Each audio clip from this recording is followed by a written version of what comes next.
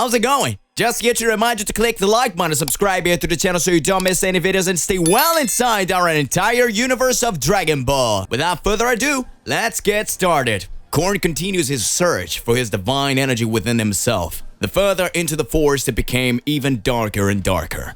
Many questions insisted on hammering her head, and among these, two questions stood out in his mind. Will I be able to acquire my energy of destruction? Will I be a good Hakaishin and in among the top 4?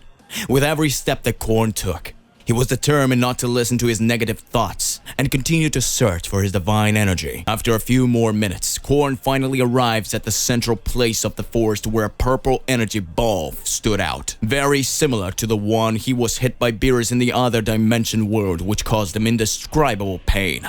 I finally found it! Now I just have to pick it up and that way I will master my energy, Korn says with an air of satisfaction. The closer he got to the energy, Korn felt the tense atmosphere and in an air of suffocating fear. Even so, he does not give up on his goal and tries to reach his energy of destruction. But in his first attempt to catch it, the energy ball escaped, moving in an incredible speed, forcing him to chase it. But it was being impossible for him to reach. What? How? How is it so fast? I have to think of something fast. Says Korn, not giving up, and continued chasing the energy ball, and increasingly dodged his attempts of reaching it. At one point, Korn thought a little about a solution until he increased his ki, giving him the ability to move at great speed. Then he managed to capture the ball of energy in his arm. That's when he wondered if he'd done the right thing by picking it up like this. Because the moment he grabs the ball, the energy envelops his entire body, causing him a lot of pain, both physical and emotional. Suddenly, a strong anguish takes over his entire intimate, and a terrifying fear makes his bones tremble.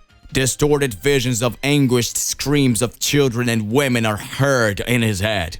It was a horrible feeling that his heart goes into despair. His vision is gradually opened and soon he realizes he's flying over a completely destroyed city and several bodies scattered everywhere. Come on, Saiyan warriors all together! We won't give ourselves up so easily to this damn Frieza! Shouts a Saiyan with a big scar on his right side of his face, next to Korn, flying towards the ship. The Hakaishin wasn't quite understanding the situation he was in, and who Frieza was that the Saiyan was just mentioning. But for the details he was facing seemed to be in the middle of a war. Suddenly, another group of warriors formed in front of them, organizing themselves to counterattack.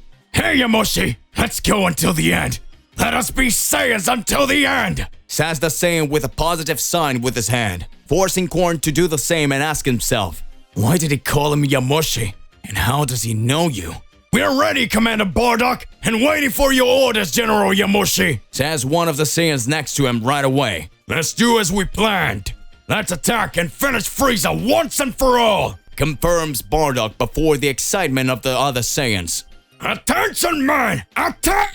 Says one of the men from the rival army, attacking the Saiyans. And a great battle begins, forcing Korn to fight intensely against countless enemies. Frieza! Get off your ship, you coward! I will never forgive you! Shouted Bardock while fighting fiercely against countless opponents. The ship's hatches opened, and a being appears, being driven by a kind of cocoon.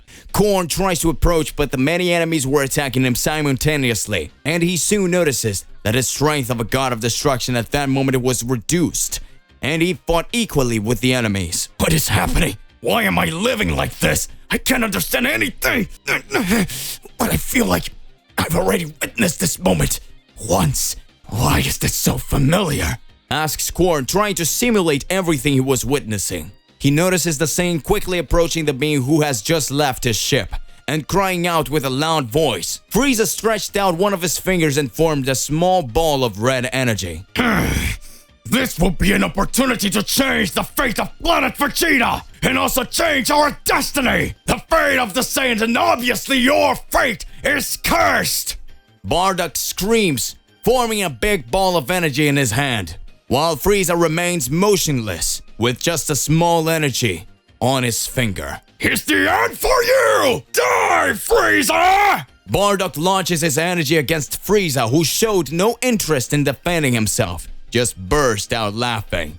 His little ball of energy grows rapidly, and like a sponge, absorbs Bardock's power, who in disbelief looks at Korn with a look of astonishment. What? What was that? Asks Bardock, frustrated that his strongest power has failed. The energy ball grew considerably, and with just a wave of his hand, Frieza launches a counter blow towards Bardock and everyone who was beside him, whether allies or enemies. The energy ball hits Bardock full, consuming him considerably, causing him in indescribable pain. And so it also came up to Korn, who tried to hold his but without success, and his body was massacred, as if he was receiving thousands of simultaneously blows. Yamoshi! Please! No! Bardock screams in pain in his last effort to approach Korn. My friend, we'll see you in the other side. Thank you for helping me with little Kakarot. Thank you. The pain in Korn's body intensified, now the intense light of the red ball leading his weakened body towards the planet. Now it was a purple like his energy.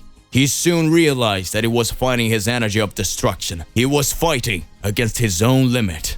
In a very distant place in Universe 7, there appears to be a single lifeless planet. This planet didn't have a single star near it, and because it didn't receive any kind of heat from any star, the planet was simply extremely cold and freezing. There was no vegetation or any kind of animal life on this planet. Everything in that place was cold and ice. In the center of this planet, there was a huge glacier comparing to a big mountain, and suddenly a ship enters the orbit of that planet and lands on top of that glacier. After landing, the ship's door opens and a silhouette of a being appears in the middle of the strong frost. It was Frieza, accompanied by his two lackeys, Barry Blue and General Kikono, who wore special suits to withstand the intense cold of the planet.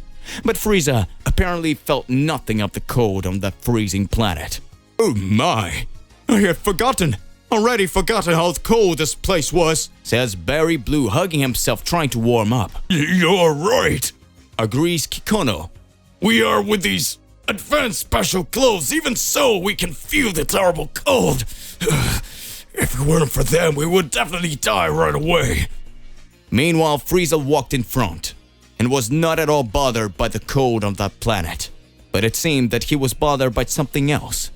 All he had at the moment was a memory in his mind, and that memory was making him shake, but with anger and with shame. He did not accept at all the humiliation he had suffered on his last visit to planet Earth, where he found a same minion named Broly, and this minion out of control attacked him without giving him the time to react. After that, his hatred for Saiyans increased even more. Soon, his will to finish and exterminate all Saiyans that he started 49 years ago back on planet Vegeta was stronger than ever.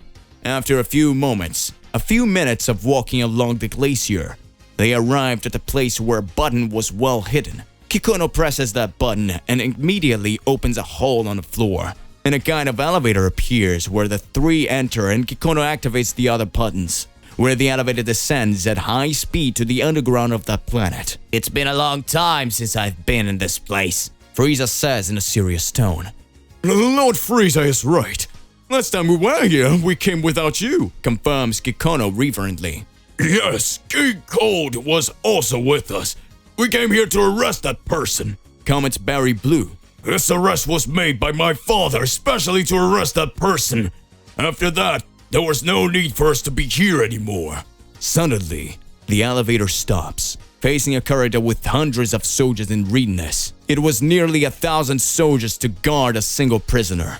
Frieza started walking down the hall, and immediately all the soldiers knelt down and bowed, showing respect to the Emperor of the Universe. So many soldiers, but in the end, all useless. Ha! Frieza speaks with a sarcastic smile on his face and follows the long corridor of that person's base towards the cell of a dangerous being imprisoned by his father Code. To be continued. So hey, what do you believe and what do you imagine about all of this? Don't forget to click the like button, subscribe here to the channel, and hit the bell so you don't miss any videos. And that's it for today. I'll see you in the next one. Goodbye.